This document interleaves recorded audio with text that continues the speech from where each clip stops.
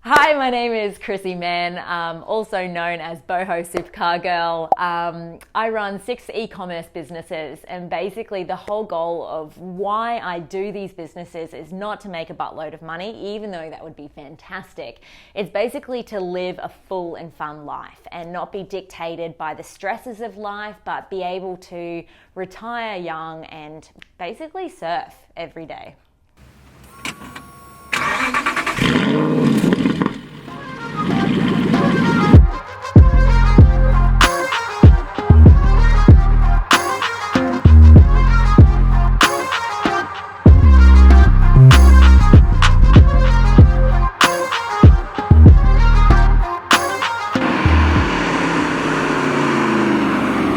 Frother of life, I guess. I just love pursuing life with everything I've got, whether that's dreams, whether that's business. So basically I have a passion to surf 24/7. That's a good passion. Yeah. And then recently I got in a supercar for the first time, and yeah, they look amazing, but when you actually get behind the wheel, it's unreal. It's like nothing else you've ever experienced before. And after I did that, needed them, had to have them. Supercars and surfboards, really. All of a sudden your whole life changed sitting behind the wheel. Yes, it sounds stupid, but it's true. Oh my God. So in terms of that, if that just kind of molded your passion and goals, did you have any kind of car related goals prior to sitting in a supercar? Definitely not. But I think that when you run your own business, goals are everything. Yeah. If you set your goal here, you might achieve here. If you set your goal here, you might achieve here. And supercars, especially for Australia as in general, we get told to go to university, yeah, and our lifestyle is here, or get out of debt, or whatever it is. It's unachievable. And for me, it wasn't necessarily the car, it was a goal. It was an unachievable goal.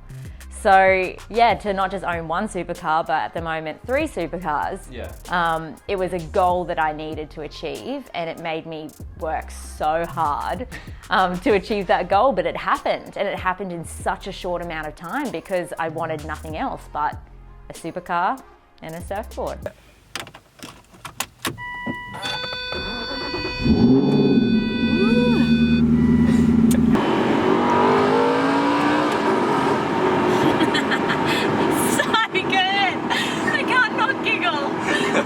Every time I get in these cars, I literally just giggle my head off.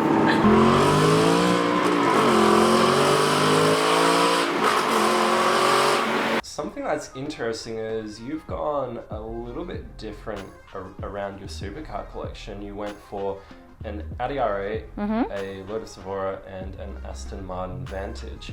So those are all really unique cars, but what made you go for 3, older model, first generation models versus 1 or 2 kind of brand new, like getting the 720S McLaren or something like that? When we started our businesses, being an internet-based business, you're so scared that the internet could change. Google could change their analytics, Facebook could crash, and you could lose everything. There's no real substance and foundation to your business. And we always wanted to make sure that if we hit a pandemic, we wanted to be the ones that were succeeding, not losing everything. And when COVID happened, yes, we wanted to buy supercars and we're in the market for it, but it was something that became an asset that people were selling when they were in times of need.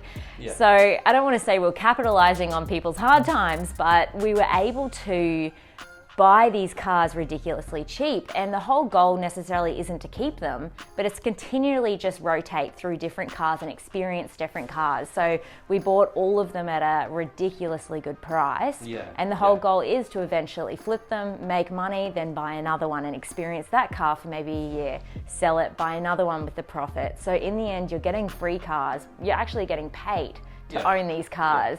So it's an amazing business opportunity at the same time as it's a goal and a passion. How did you get started in e-commerce specifically, and were there any major first challenges that you had to overcome getting into e-commerce? Definitely. I think there were two things that made me get into it. I was a PT for 11 years, and at the end of my career, I actually started to see that there was the trend happening. Where I started to train high CEOs, huge business owners of corporate things, like really, really wealthy and high up people.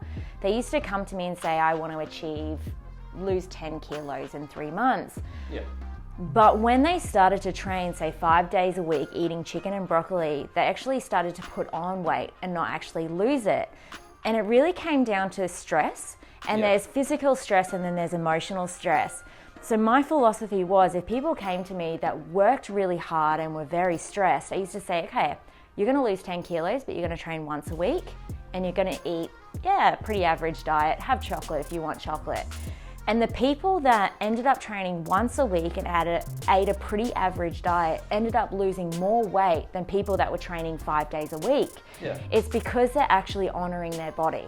Yeah. And when I started to understand this philosophy where it's not about working harder, it's about working smarter, to be in tune with your body and really understand who you are and what you want, people started to have incredible results.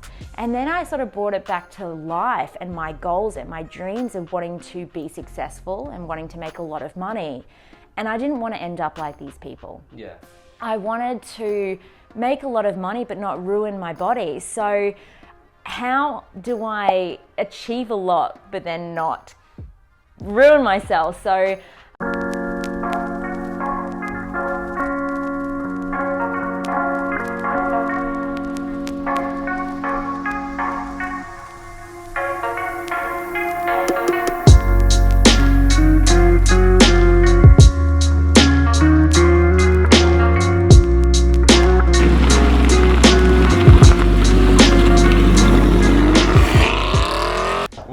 to the different elements that you could see people portray these characteristics, all these CEOs and such, they made money. What were the elements that were different in yourself that you found was just completely off the books and off any of those CEOs' radar? I think the two things that really set us apart and helped us succeed were, one, the people you hang around. Yeah. Like I said, we had mentorship and people that believed in us and people that believed in our goals. And I think that is so vital. I love the quote. It says, the grass is greener where you water it, not on the other side. You know, like you need to make sure that who you are is who you hang around is who you are. And that was definitely a key thing. The other one was desperation. Yeah. I think that we as a generation, we want a lot. You know, things are put in front of us and we're like, ooh, like we're drawn to it, we want it, but we may not have the skills in order to get there because there are millions of other people wanting that exact same thing. So what's going to separate you in order to be the one that gets that? And I think it's desperation, doing what it takes in order to get there. And for me, because I was sick, I was desperate to achieve, to not lose my apartment, to not lose my quality of life, but then still gain something. And not just desperation for that, but desperation that I won't be one of those CEOs that lose everything for the pursuit of money. Well, the reason why we did e-commerce and getting products in rather than drop shipping is because we wanted to control the experience the customer had.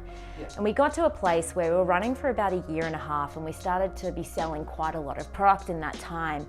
And we were just feeling that the product we were giving wasn't worth the money that people were paying. I think if you are looking at starting an e-commerce site or looking into that avenue, it's not about starting something that's popular. Because 1,000 other people are selling the same product, but maybe putting more time, more money into it that you have the ability to do. So what's going to make your product the best? Or put it in front of people so they buy it. And our philosophy was finding things that people are looking for, but there's not a lot of competition too.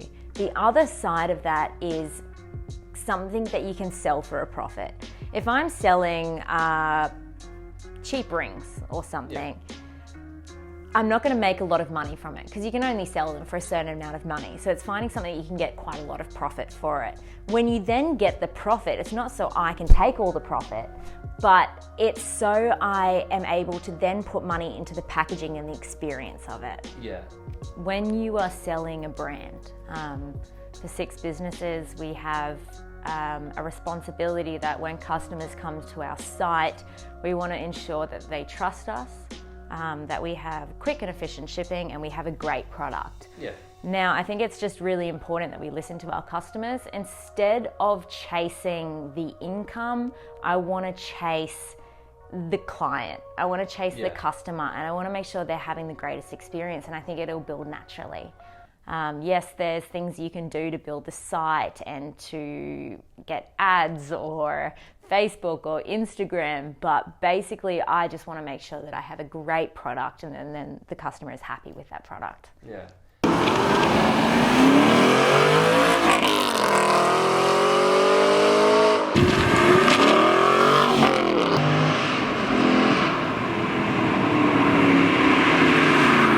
You're at this stage where you have 3 incredible supercars, you have 6 businesses that are all going well.